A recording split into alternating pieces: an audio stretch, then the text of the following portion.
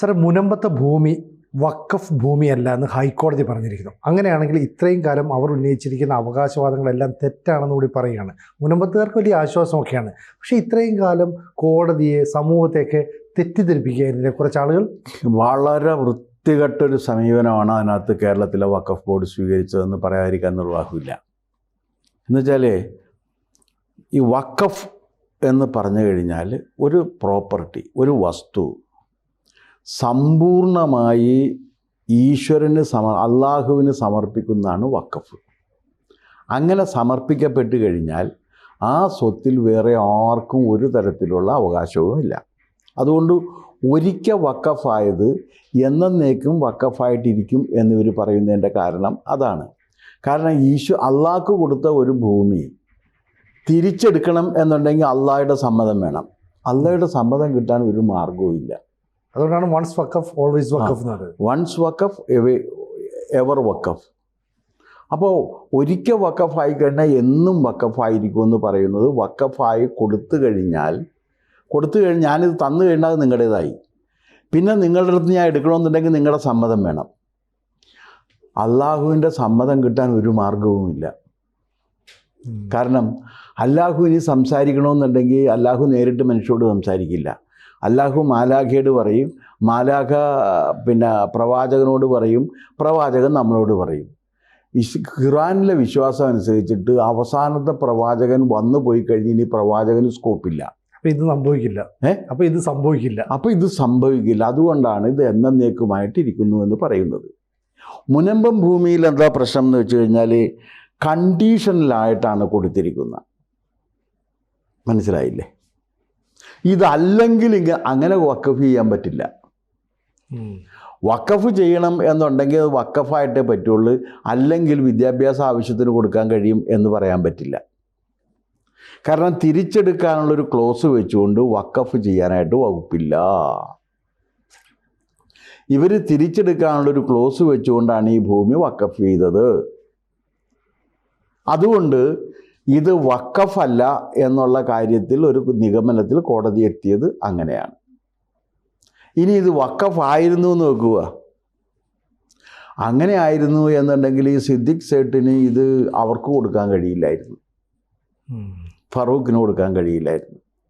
ഇത് വഖഫുമാണ്, കോളേജിൻ്റെയുമാണ് എന്ന് പറയുന്നത് പരസ്പര വിരുദ്ധമായതുകൊണ്ട് അത് സാധ്യമല്ല. അതുകൊണ്ടാണ് ഇത് വഖഫ് അല്ല എന്ന സുശക്തമായൊരു നിഗമനത്തിൽ കോടതി എത്തിയത്. പിന്നെ കോടതി പറയുന്നൊരു കാര്യം എന്ന് വെച്ചാൽ, ഡിസ്പ്യൂട്ട് വന്നു കഴിഞ്ഞാൽ അത് പരിശോധിക്കാനുള്ള അവകാശം കോടതിക്കുണ്ടെന്ന് അതിനകത്ത് പറയുന്നത്. ഭൂമി അടിച്ചു മാറ്റി കഴിഞ്ഞാലേ ആ അടിച്ചു മാറ്റിയ ഭൂമി ആരുടേതായാലും ശരിയാണ്, വഖഫിൻ്റേതായാലും അത് പരിശോധിക്കാനുള്ള അവകാശം കോടതിക്കുണ്ട് എന്ന സുപ്രധാനമായൊരു നിരീക്ഷണം കൂടി കോടതി അതിനകത്ത് നടത്തിയിട്ടുണ്ട്. അതൊരു ചെറിയ കാര്യമല്ല. അപ്പോൾ ഈ വിധി വളരെ സുപ്രധാനമാണ്. ഇനി ഈ വിധിക്ക് ഇത്രയും ഉറപ്പ് കിട്ടാനുള്ള കാരണം എന്ന് പറഞ്ഞാൽ ഈ വഖഫ് അമെൻമെൻ്റ് ആക്റ്റാണ്. കാരണം അതിൽ പറയുന്നുണ്ട്, ആ ആക്ട് നിലവിൽ വന്ന് അതിൽ പറയുന്നുണ്ട് എന്താണ്, വഖഫിൻ്റെ ഭൂമിയും കോടതി ജുഡീഷ്യൽ സ്ക്രൂട്ടിനി ആകാമെന്ന് പറയുന്നുണ്ട്. മുൻപ് വഖഫ് ഭൂമിക്ക് ജുഡീഷ്യൽ സ്ക്രൂട്ടിനി ഉണ്ടായിരുന്നില്ല. വഖഫ് ട്രിബ്യൂണലിൽ സ്ക്രൂട്ടിനി നടത്തുമെന്ന് മാത്രമേ ഉള്ളൂ. എന്നുവെച്ചാൽ എൻ്റെ ഭൂമിക്ക് ഞാൻ തന്നെ ഇരുന്ന് ജഡ്ജായിട്ടിരുന്ന് പറയും, അത് വേണ്ട എന്ന് പറയും. ഇത് ഒരുപാട് പേരുടെ ഭൂമി ചോദിച്ചിട്ടുണ്ട്. അതാണ് പറഞ്ഞത്, ഇതേ നിയമം അനുസരിച്ചിട്ടാണെങ്കിൽ സെക്രട്ടേറിയറ്റ് വരെ വഖഫാണെന്ന് പറയാമല്ലോ എന്ന് ഹൈക്കോടതി നിരീക്ഷിച്ചിട്ടുണ്ട്. താജ്മഹൽ, കുത്തബ് മിനാർ, പാർലമെന്റ് മന്ദിരം, ഇതെല്ലാം എല്ലാം വഖഫാണെന്ന് പറയാവുന്നതാണ്. കാരണം വെറുതെ പറഞ്ഞാൽ മതിയല്ലോ. ആ വഖഫ് ചെയ്യുന്ന ഭൂമിക്കും വേറൊരു പ്രത്യേകതയുണ്ട്. അതാണ് വഖഫ് ബൈ യൂസർ ശരിയല്ല. എന്താ കാര്യമെന്ന് വെച്ച് കഴിഞ്ഞാൽ, നീ നിയമപരമായ മാർഗത്തിലൂടെ സമ്പാദിച്ച സ്വത്തെ അള്ളാഹ്ക്ക് കൊടുക്കാൻ പറ്റുള്ളൂ. കള്ളക്കടത്തും കരിഞ്ചന്തയും തട്ടിപ്പറിച്ചതുമായ സ്വത്ത് കൊടുക്കാൻ പറ്റില്ല. ഇവിടെ ക്ഷേത്രത്തിൻ്റെ ഭൂമി വഖഫാക്കി ഉപയോഗിച്ചിട്ടുണ്ട്. അതിന് എന്ത് വെച്ച് അതിന് ന്യായീകരിക്കാൻ കഴിയും? മലബാറിലൊക്കെ ക്ഷേത്രഭൂമി വഖഫാണെന്ന് പ്രഖ്യാപിക്കുകയാണ്. ഈ 30,000 ഏക്കർ ക്ഷേത്രഭൂമിയിൽ കുറേ ഭൂമി വക്കഫാണ് കൈയടക്കി വെച്ചിരിക്കുന്നത്. അവർ പറഞ്ഞത് വക്കഫാണെന്ന് പ്രഖ്യാപിച്ചു. ഇനിയിപ്പോൾ അതെല്ലാം കേസ് കൊടുത്ത് വാങ്ങിക്കേണ്ടി വരും. അപ്പോൾ മുനമ്പത്തുകാരെ സംബന്ധിച്ചിടത്തോളം ഇതൊരു അനുകൂലമായ വിധിയാണ്. പക്ഷേ കേസ് നിലനിൽക്കുന്നുണ്ട് കോടതിയിൽ. കേസ് നിലനിൽക്കുന്ന സാഹചര്യത്തിൽ ലീഗൽ സെറ്റിൽമെൻറ്റേ സാധ്യമാകുള്ളൂ. അല്ലാതെ കേസിന് കോടതിക്ക് പുറത്ത് വെച്ച് ഗവൺമെൻറ്റിന് സെറ്റിൽ ചെയ്യാൻ കഴിയുകയില്ല. ഇനി ഇവർക്ക് ഇവരുടെ റവന്യൂ അധികാരങ്ങൾ തിരിച്ചു കിട്ടാൻ വേണ്ടി അവർ സമീപിക്കണം. അങ്ങനെ സമീപിച്ചു കഴിഞ്ഞാൽ അവർക്ക് റവന്യൂ അധികാരങ്ങൾ കൊടുക്കാൻ ഗവൺമെൻറ്റിന് എതിർപ്പില്ല എന്ന് ഗവൺമെൻറ് അറിയിക്കും. ഞങ്ങൾക്ക് ഇങ്ങനെ ഒരു ഹൈക്കോടതിയിലെ വിധിയുണ്ടെന്നും കൂടി പറഞ്ഞു കഴിഞ്ഞാൽ അത് സ്വാഭാവികമായിട്ടും അവർക്ക് റവന്യൂ അധികാരങ്ങൾ തിരിച്ചു കിട്ടും. അതല്ല, ഒരു കോടതിയിലൊരു കേസ് ഇരിക്കുകയാണെങ്കിൽ ആ കോടതിയിലിരിക്കുന്ന കേസിന് പാർലമെൻറ്റിലോ അസംബ്ലിയിലോ ഒരു നിയമം ഉണ്ടാക്കിയിട്ട് മറികടക്കാൻ കഴിയുമോ? പറ്റില്ല. അതറിയാത്തവരാണ്, അല്ലെങ്കിൽ അറിഞ്ഞിട്ടും അറിയില്ല എന്ന് നടിക്കുന്നവരാണ് എന്ത് ചെയ്യുന്നത്? പാർലമെൻറ്റിൽ വന്ന ആക്ട് കൊണ്ട് ഒരു പ്രയോജനമില്ല, മുനമ്പത്തുകാർക്ക് പ്രയോജനമില്ല എന്ന് പ്രചരിപ്പിക്കുന്നത് അതുകൊണ്ടാണ്. ഇപ്പോൾ പറയുന്ന മുനമ്പത്തുകാർക്ക് മുനമ്പത്ത് ഈ ആക്ട് ഉള്ളത് കൊണ്ടാണ് മുനമ്പത്തുകാർക്ക് ഇങ്ങനത്തെ ഒരു വിധി കിട്ടിയത്. പഴയ സമ്പ്രദായത്തിലാണെങ്കിൽ ഇങ്ങനെ ഒരു വിധി കിട്ടില്ല.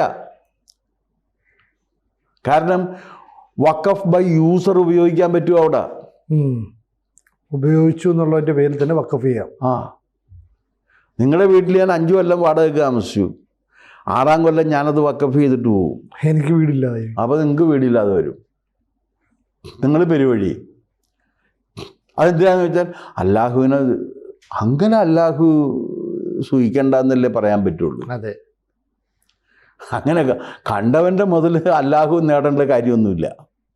ഈ മുനമ്പം ഭൂമി തന്നെ വഖഫിന് കൊടുക്കുമ്പോൾ അത് കൈമാറാൻ പാടില്ല എന്നുള്ളതുണ്ടല്ലോ വഖഫിൽ. പക്ഷേ ഇതിനകത്ത് ഈ രേഖയിൽ കൈമാറാം അല്ലെങ്കിൽ കൈമാറി എന്നൊക്കെയല്ലേ. അത് അങ്ങനെ അതുകൊണ്ടാണ് അത് വഖഫിന് ചെയ്തിട്ടില്ല എന്ന് കോടതി പറഞ്ഞത്. അതുകൊണ്ടാണ്.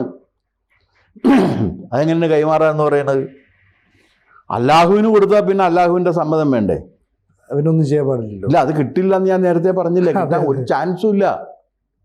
അപ്പോൾ ഇവിടെ മനഃപൂർവ്വം ചില കാര്യങ്ങൾ കൃത്രിമമായിട്ട് സൃഷ്ടിക്കപ്പെട്ടു, എന്നിട്ട് ജനങ്ങളെ കോടതിയൊക്കെ തെറ്റിദ്ധരിപ്പിക്കുന്നു. അല്ല, അങ്ങനെയല്ല. ഇതെന്ന് പറഞ്ഞു കഴിഞ്ഞാൽ വഖഫ് വളരെ വ്യാപകമായി അവർ നടത്തിക്കൊണ്ടിരുന്ന ഒരു ഭൂമി പിടിച്ചെടുക്കൽ പദ്ധതിയുടെ ഭാഗമായിട്ടാണ് മുനമ്പത്തുകാരിൽ ഇത് നടത്തിയത്.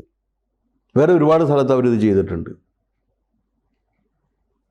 അവരെല്ലാം കേസിന് ഹിന്ദുക്കളുടെ മാത്രമല്ല കേട്ടോ, ക്രിസ്ത്യാനികളുടെ മാത്രമല്ല, മുസ്ലിങ്ങളുടെയും ഭൂമി ഇങ്ങനെ എടുത്തിട്ടുണ്ട്.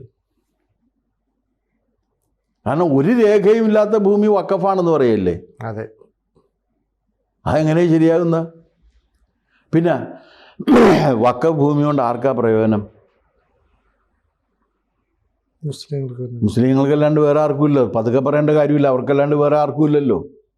പലരുടെയും വീട് എത്രയോ കാലമായി ജനിച്ചു വളർന്ന വീടൊക്കെ പോവല്ലേ. എൻ്റെ ഭൂമി മുഴുവൻ ഞാൻ മുസ്ലിങ്ങളുടെ ക്ഷേമത്തിന് വേണ്ടി കൊടുക്കണമെന്നാണല്ലോ ഈ പറയണേ. അതെ, അതിലെനിക്ക് മനസ്സില്ല എന്ന് പറയാനുള്ള ഒരു അവകാശം എനിക്കുണ്ടല്ലോ. ആ അവകാശവും നേരത്തെ വഖഫ് നിയമത്തിലുണ്ടായിരുന്നില്ല.